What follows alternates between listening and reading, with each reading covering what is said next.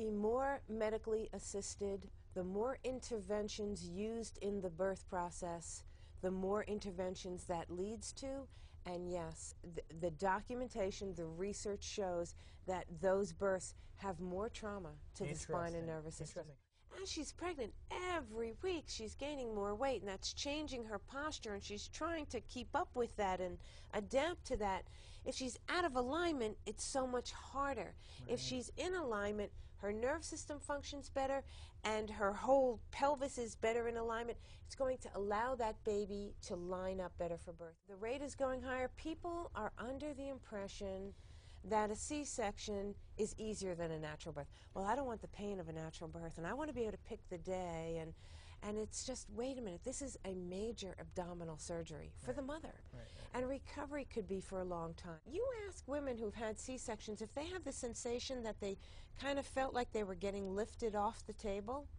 That's usually the baby's head that they're pulling and lifting the mother's weight off the table. Just look at your baby. If their head is tilted off maybe one way or another, or rotated to one side or to the other, you know, you lie them down and you look at them and you just see a little tilting going off. Maybe you see the hip kind of, you can see a little bit of distortion there.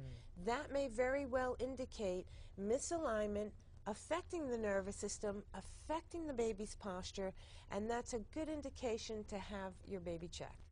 So it's very light force, very non-invasive. Most babies, as I said, they could be sleeping and you could just do the adjustment and when the body is unable to adapt to its environment. The human organism is phenomenal, and the key to health and life is that adaptation process. Right. When our nervous system can't assist us in adapting to our environment, it's not that we have to change the environment, we have to strengthen our ability to adapt.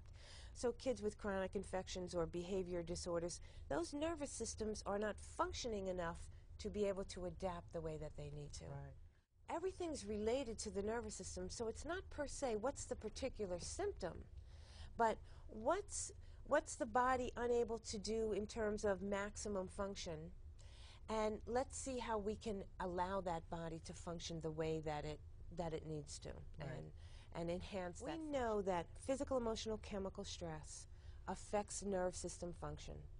And so let's look at the physical, emotional, chemical stress that we are subjected to in our lives living in this typical American lifestyle, and what will we do to help ourselves be aware of those stressors, make the choices accordingly to allow ourselves to be stressed or not, and then to enhance our nervous system's ability to deal with those stress. The chiropractor does is palpate, which is to feel the cranium, the spine, the muscles, to feel the areas of the spine that are producing nerve system stress, misalignments in the spine. So those stresses are actually recorded in the spine, yes, absolutely. In a matter of speaking. Sure, and it's the surrounding muscles and tissues that identify that's how we identify those areas, and then we make our adjustments to begin the process of opening up that area for healing, for reducing stress to the nervous system,